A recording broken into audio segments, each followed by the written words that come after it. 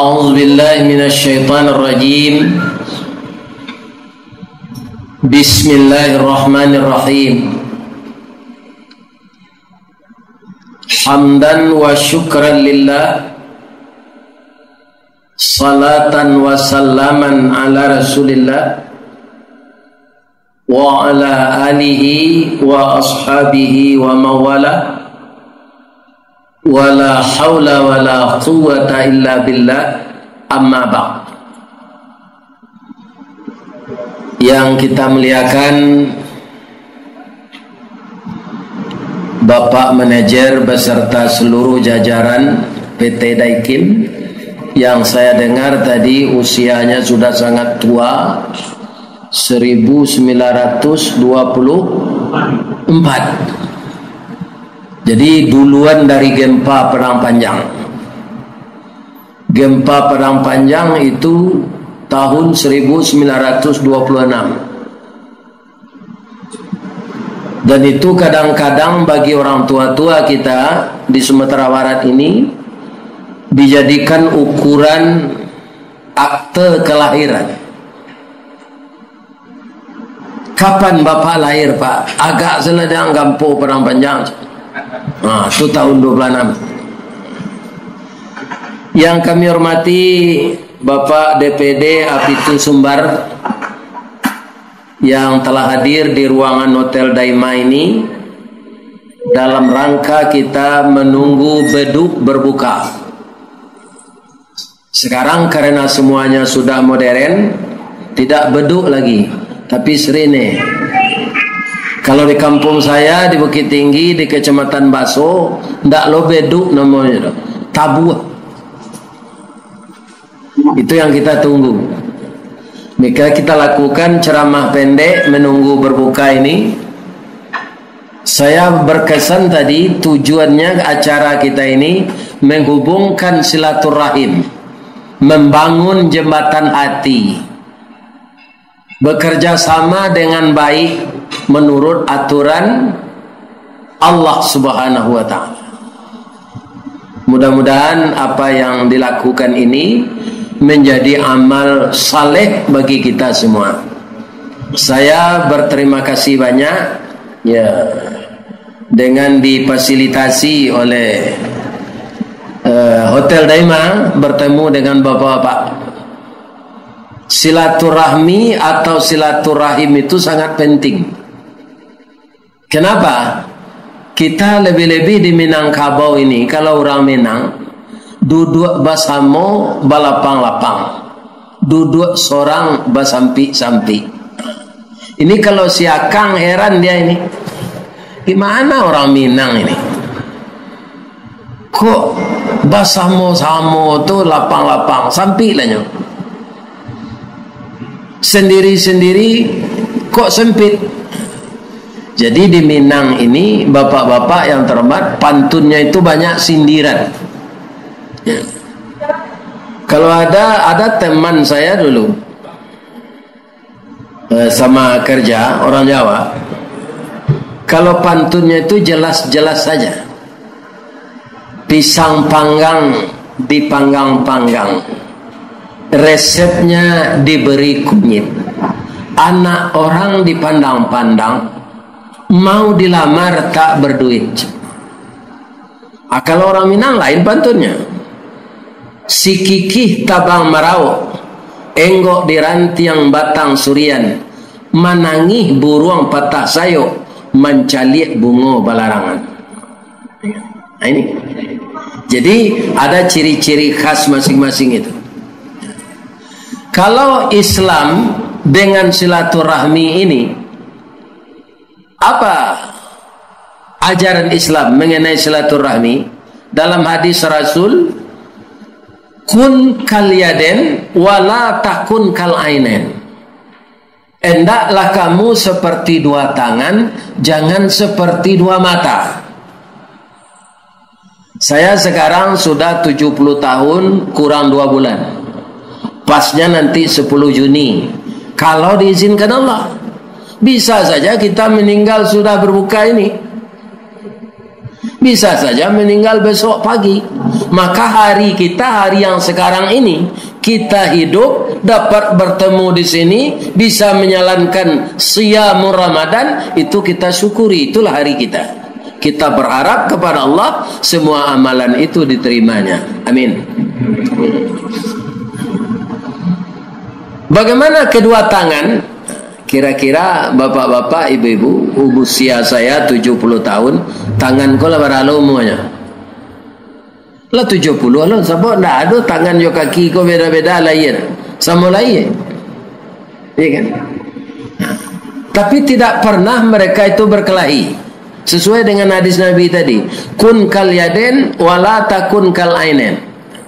Perhiasan, jam tangan, cincin di tangan kiri. Tapi yang memasangkan tadi siapa?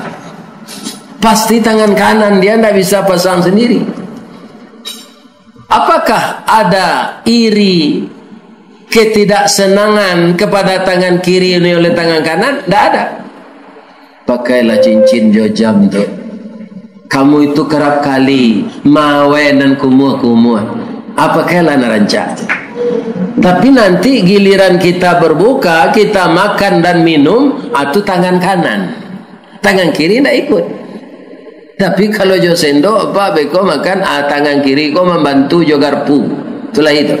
Tapi yang utama itu tangan kanan. Makanan yang enak-enak. Ini tangan, ini persaudaraan. Begitu hendaknya persaudaraan kita membangun silaturahim itu. Tirulah dua tangan. Kenapa jalan langkah goyang tangan manusia itu indah dipandang? Ya kan? Karena kaki dan tangan itu tidak ada berlomba. Jadi gantian ke depan ke belakang. Begitu tangan itu. Kalau ada tangan kiri ini merasakan sakit, itu cepat dipijit oleh tangan kanan tanpa minta bantu. Kalau di orang Minang bau urui ini, langsung saya nyurui dan sakit. Dapat lo digigit rangi tangan suwo, langsungnya tanpa rangi itu di tangan kita. Tidak ada minta tolong. Begitu persaudaraan itu. Di dalam Al-Quran disebut ruhama'u bainahum. Mereka itu berkasih sayang. Karena dengan kebersamaan, kasih sayang, terbangun jembatan hati. Semuanya kita lakukan dengan hati terbuka, baik. Tidak ada merasa tidak senang kepada orang lain. Apa saja pekerjaan yang berat jadi ringan. Di mana saja terletak suatu benda jauh akan jadi dekat. Disinilah pentingnya silaturahim. Di manusia, berapa kayanya, berapa tinggi pangkatnya, itu tidak bisa hidup sendiri. Inilah salah satu ajaran Islam, selalu menghubungkan silaturahim. Yang kedua, kata Nabi, wala takun kal ainain. Jangan kamu seperti dua mata. Mata ini berdekatan tinggal, Pak. Yang membatas hanya hidung. Tapi mereka tidak ada toleransi. Kalau mengantuk mata kanan, maukah mata kiri berjaga-jaga jadi satpam? Tak mau dia. Coba lo anda amunya itu tu Pak. Alalok kedua-duanya. Tidak ada toleransi mata ini. Kalau masuk nyamuk ke mata kiri terasa perih, tidak ada mata kanan mau membantu. Yang membantu tangan juga. Jadi dalam suatu usaha, dalam suatu bisnis, kebersamaan, silaturahim, kasih sayang, itu yang didahulukan. Ya kan? Jangan kita jadi benalu. Benalu itu suatu tanaman yang subur, tetapi jadi parasit di tanaman lain. Kalau di bahasa Minang, bapak-bapak, adopin binalu, itu adalah parasit. Bagaimana dia? Tak kalau bamulo enggok menempe di kulit dahan duduk di ujung-ujung rantiang. De elok baso batang limau, orang bataduh di bawah naik, semalam dia gia lapik, kok lapar dia gia makan. Tapi dek lama lambek menumpang mulai berpucuk salai daun. Kian hari semakin rimbun, urek menjala-jala juo, kini melilik mengulampai. Akhir kato kesudahan kalam inyo babatang badahan rampak barantiang badaun rimbun babungo babuah labe kalah lah limau dek binalu. Akhirnya pokat limau jeruk mati dek binalu. Jangan seperti itu. Maka kita ini saling menghargai, saling menyayangi, membina kasih sayang. Kalau ini kita putuskan, kasih sayang putus, silaturahim hilang, apa yang terjadi? Ancaman Allah. Kita tidak bisa menantang Allah, Pak. Karena dia yang menguasai kita ini. Tidak bisa menantang Allah. Jadi jangan memutus-mutuskan silaturahim, jangan memisah-misahkan kasih sayang. Binalah terus, baik di kantor, baik di rumah, baik di tengah masyarakat, dimanapun kita hidup. Silaturahim itulah yang menjadikan suasana nyaman. Apa kata Allah? Orang yang memutuskan silaturahim itu tidak dilihat oleh Allah di akhirat nanti. Kita ini setiap hari Bapak Ibu menuju ke kubur, bukan menuju pulang ke rumah kita, menuju ke kubur kita ini. Alhaakumut takatsur hatta zurtumul maqabir. Umur kita yang telah berlalu, apa saja yang terjadi berlalu, tidak bisa kita sesali lagi. Yang paling dekat itu adalah kematian. Yang paling jauh masa yang telah lampau. Yang paling berat mengakui kesalahan. Yang paling ringan berbohong.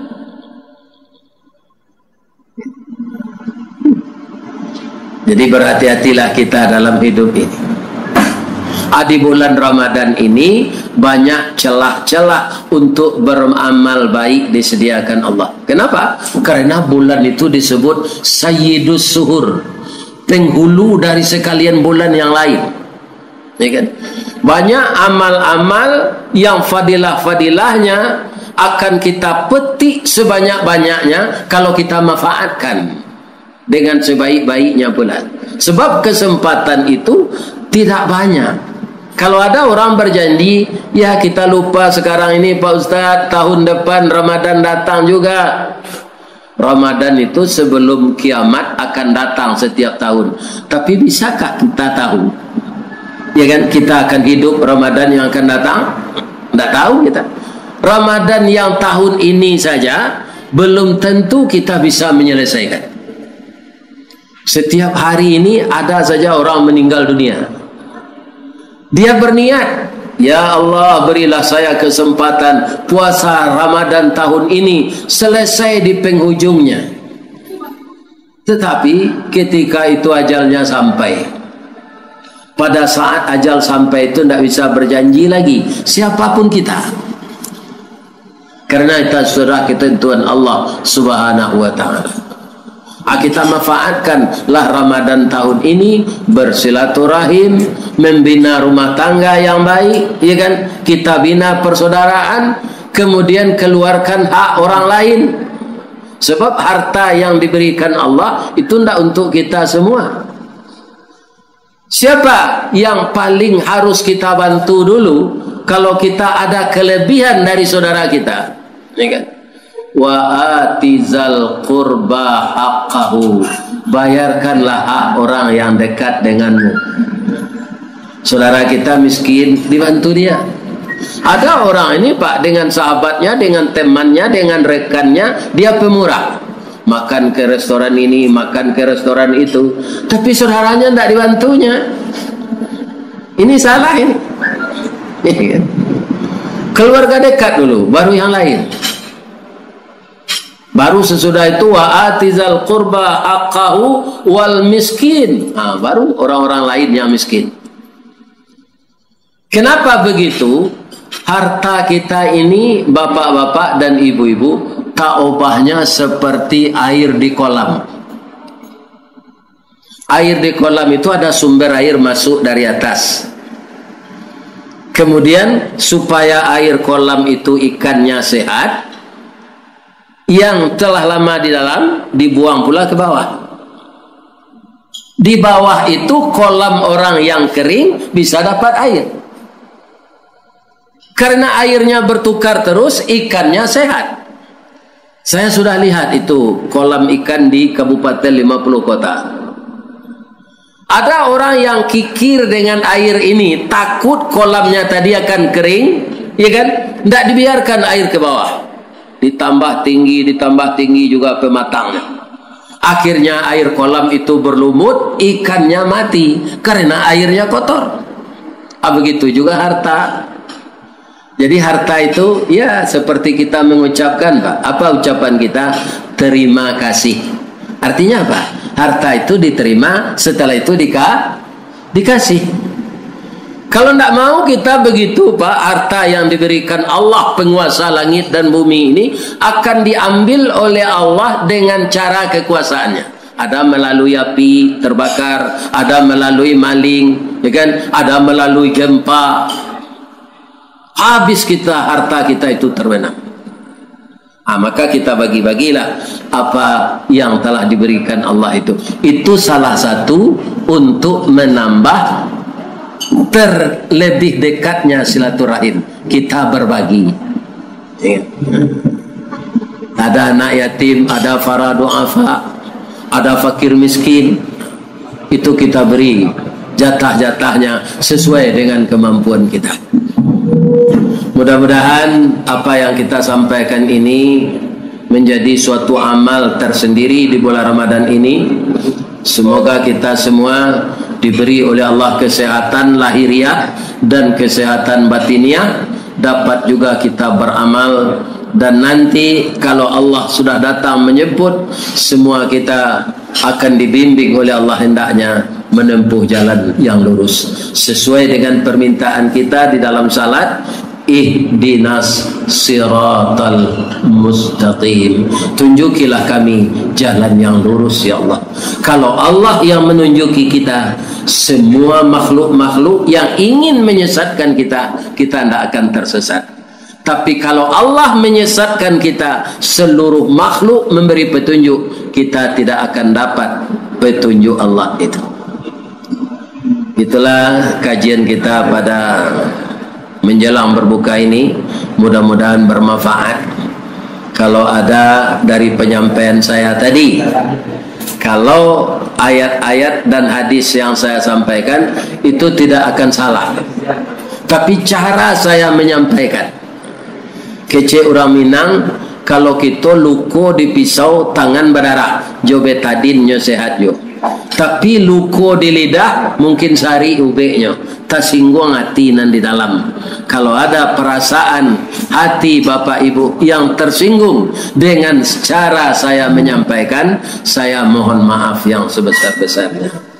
Subhanallah walhamdulillah wa la ilaha illallah, Allahu akbar, asyhadu an la ilaha illallah, astaghfiruka wa atubu ilaik. Banyak maaf, billahi taufik wal hidayah. Wassalamualaikum warahmatullahi wabarakatuh.